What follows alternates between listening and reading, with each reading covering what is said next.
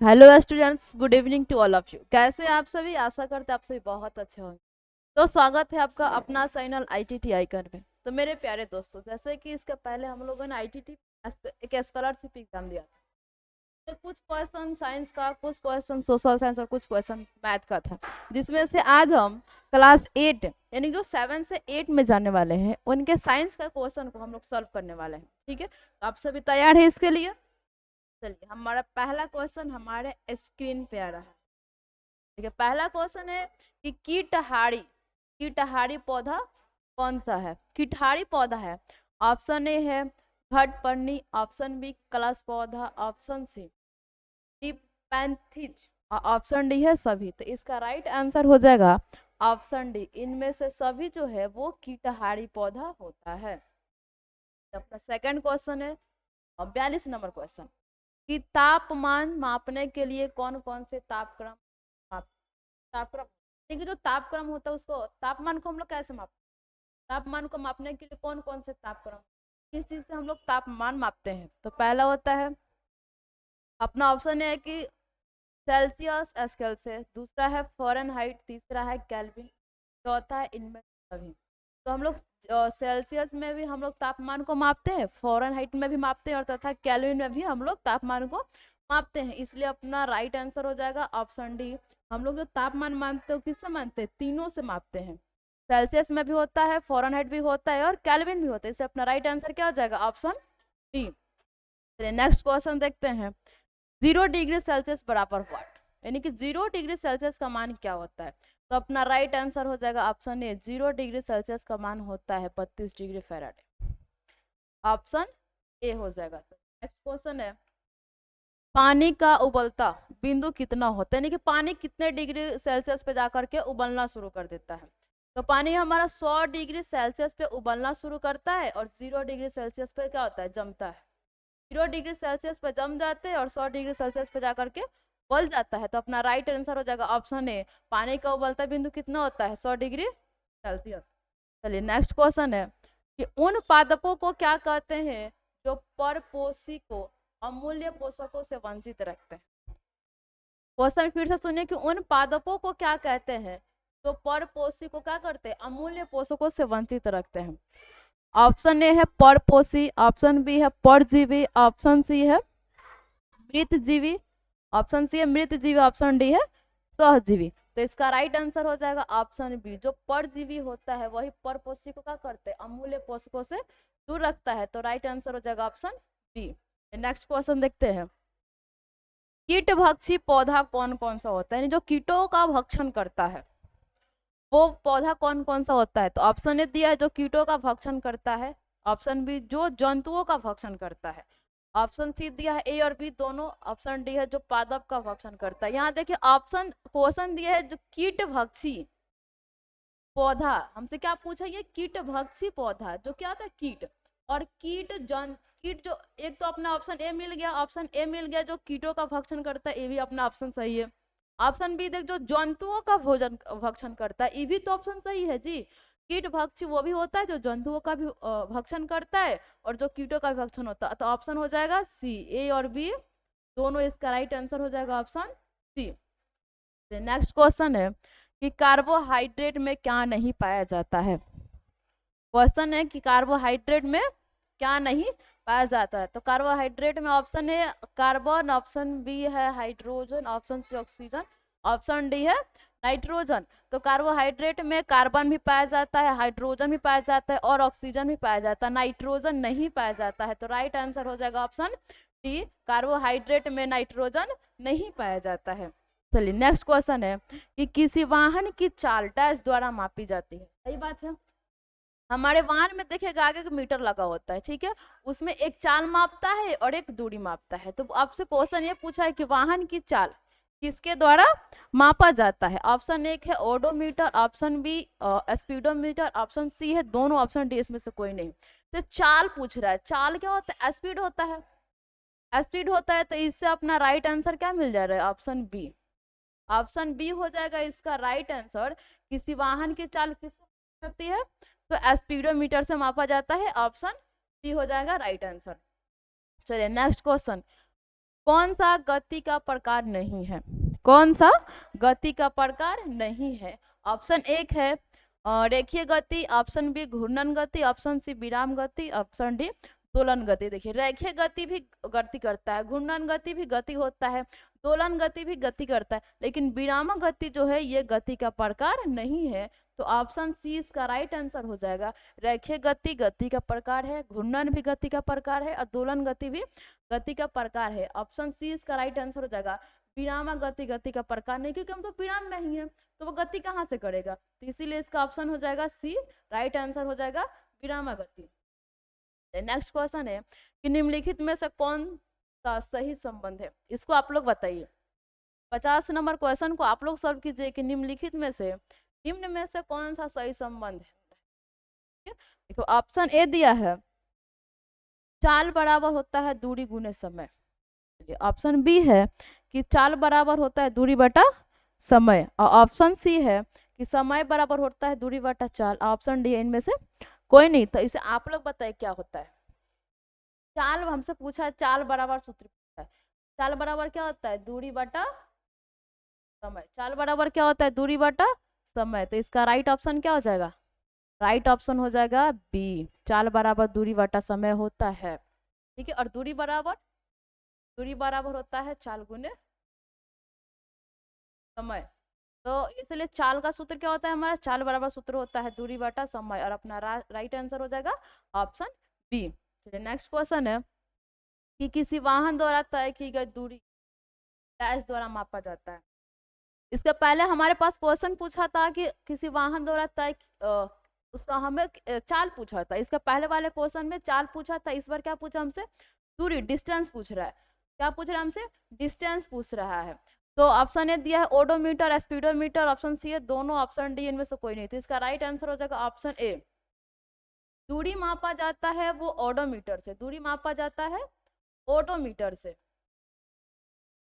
और चाल मापा जाता है स्पीडोमीटर से। चाल किससे मापा जाता है, स्पीडोमीटर से।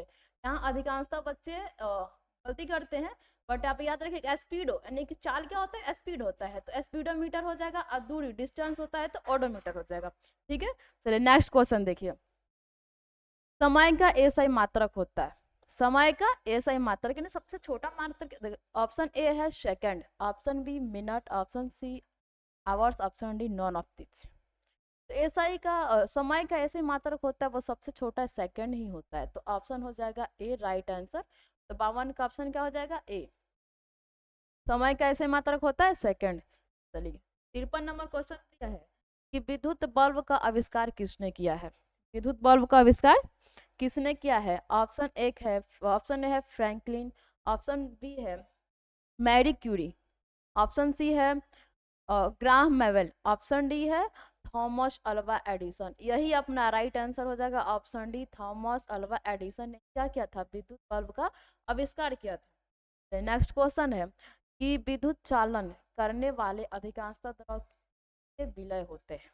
विद्युत चालन यानी विद्युत का चालन करने वाले अधिकांशतः द्रव किसके विलय होते हैं।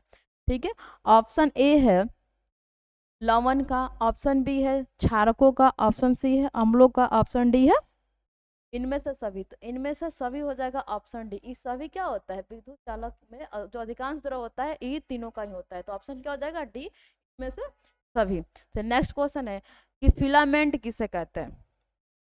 ऑप्शन है कि फिलामेंट किसे कहते हैं, विद्युत में एक पतले तार को, ऑप्शन बी है बल्ब में दो तार को, ऑप्शन सी है बल्ब के स्विच के उपयोग सभी। ऑप्शन ए सही होता है, फिलामेंट जो होता है वो विद्युत के पतले तार को ही हम क्या कहते हैं, फिलामेंट कहते हैं। तो ऑप्शन ए इसका राइट आंसर होता है। चलिए नेक्स्ट क्वेश्चन देखते हैं कि कायिक किसका अंग है। क्वेश्चन दिया है कि कायिक किसका अंग है। ऑप्शन ए दिया है पुष्प, ऑप्शन बी तना, ऑप्शन सी पत्ती, ऑप्शन डी पुष्प। तो कायिक किसका अंग है, कायिक जो होता है वो एक पुष्प का ही अंग होता है। कायिक होता है वो पुष्प का अंग होता है, इसलिए अपना राइट आंसर क्या हो जाएगा ऑप्शन डी। ऑप्शन डी क्या है, इसका राइट आंसर है कायिक। इसका कायिक का अंग होता है वो पुष्प। पुष्प क्या है, कायिक किसका अंग है, तो पुष्प का ही अंग होता है, कौन सा, कायिक। नेक्स्ट क्वेश्चन है बीजाणु उत्पन्न करने वाले एक पादप जीव कौन सा है। बीजाणु उत्पन्न करने वाले एक पादप जीव कौन सा है। देखिए, ऑप्शन ए है गुलाब, ऑप्शन बी आलू, ऑप्शन सी डबल कटोरी वाले फफूंद, ऑप्शन डी है अदरक। बीजाणु उत्पन्न कौन करता है? तो ये ऑप्शन सी इसका सही राइट आंसर हो जाएगा। डबल कटोरी की फफूंद क्या करता है? ये बीजाणु को उत्पन्न करता है। नेक्स्ट क्वेश्चन है, परिपक्व होने पर अंडाशय किस रूप में विकसित होता है?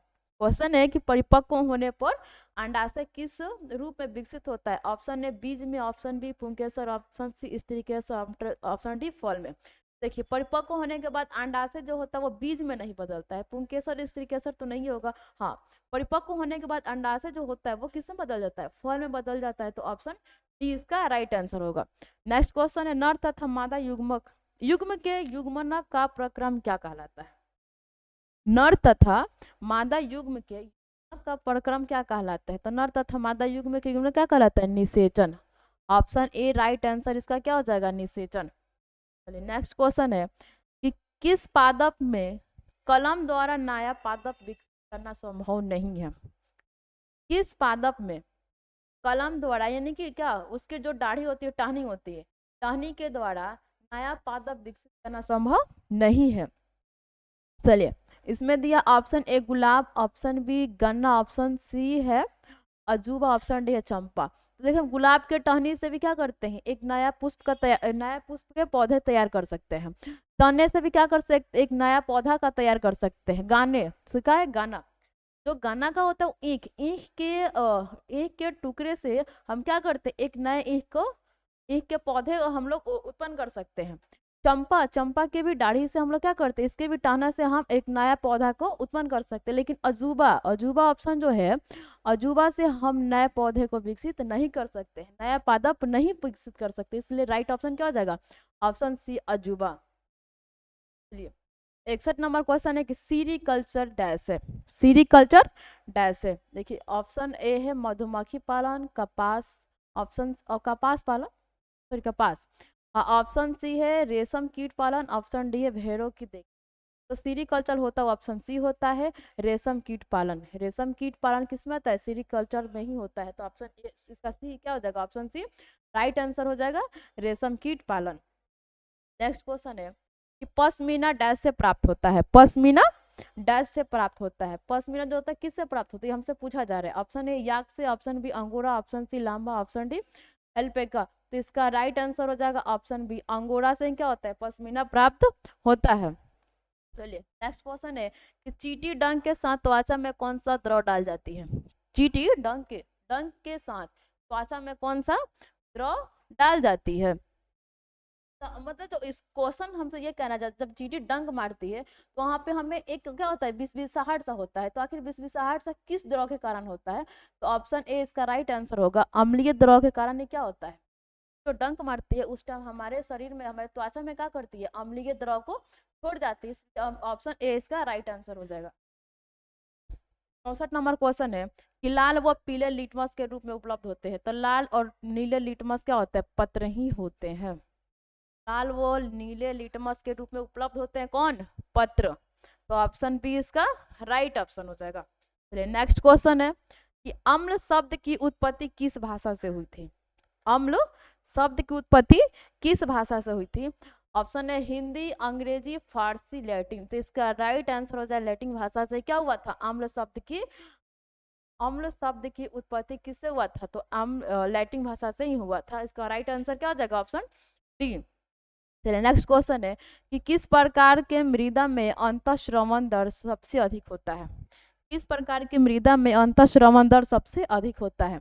ऑप्शन ए है कि दुमटी मिट्टी, ऑप्शन बी है मृण्मय, ऑप्शन सी बलुई, ऑप्शन बी मृतिका। ऑप्शन सी बलुई मिट्टी में जो होता है वो अंतःश्रवण दर सबसे हाई होता है। सबसे ज्यादा किस में होता है? तो बलुई मिट्टी में ही होता है, इसलिए राइट ऑप्शन क्या हो जाएगा? ऑप्शन सी।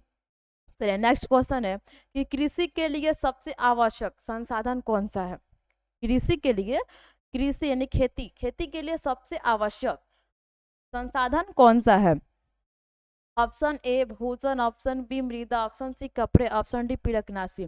तो कृषि के लिए यानी कि खेती करने के लिए भोजन की आवश्यकता भोजन की आवश्यकता नहीं होती है, कपड़े की भी आवश्यकता नहीं होती, पीड़कनाशी मृदा की आवश्यकता होती है। बिना बिना मिट्टी के हम क्या नहीं कर सकते, खेती नहीं कर सकते, खेती नहीं कर सकते। इसीलिए हमें कृषि के लिए सबसे आवश्यक संसाधन क्या है, तो वो है मृदा। ऑप्शन बी इसका राइट आंसर हो जाएगा।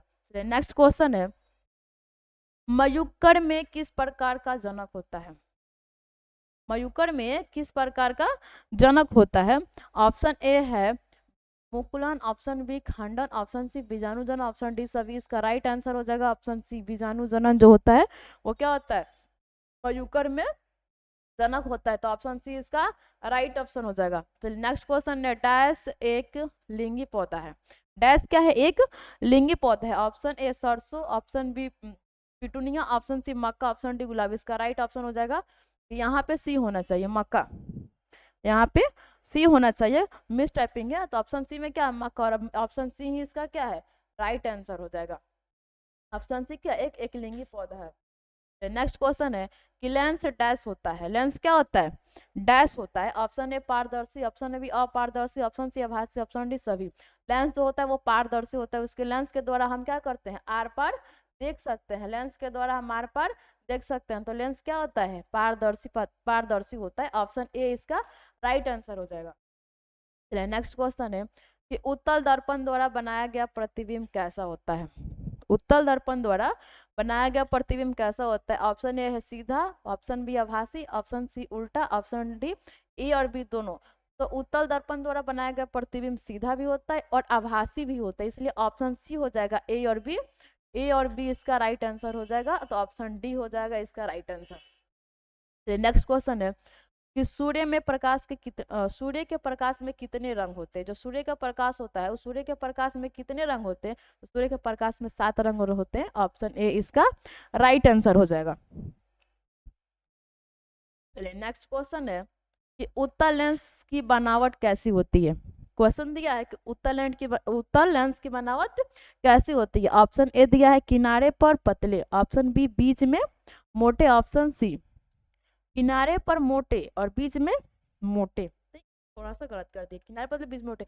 ऑप्शन डी किनारे पर पतला। ऑप्शन इसका राइट आंसर क्या हो जाएगा, ऑप्शन सी हो जाएगा इसका राइट आंसर। चलिए नेक्स्ट क्वेश्चन है कि मृदा अपरदन के क्या कारण है? मृदा अपरदन के क्या कारण है? ऑप्शन ए तेज हवा, ऑप्शन बी वनोन्मूलन, ऑप्शन सी प्रवाहित जल, ऑप्शन डी है सभी। तो इसका राइट आंसर हो जाएगा ऑप्शन डी, तेज हवा, वनोन्मूलन, प्रवाहित जल, इनमें से सभी। जो तीनों के द्वारा क्या होता है, मृदा का अपरदन होता है, इसलिए राइट आंसर क्या हो जाएगा, ऑप्शन डी।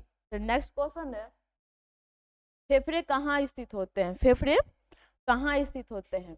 ऑप्शन ए दिया है नासा गुहा में, ऑप्शन बी वक्ष गुहा, ऑप्शन डी है डायाफ्राम, ऑप्शन डी है उत्तर गुहा। तो जो फेफड़ा होता है वो वक्ष गुहा में स्थित होता है। ऑप्शन बी इसका राइट आंसर। नेक्स्ट क्वेश्चन है,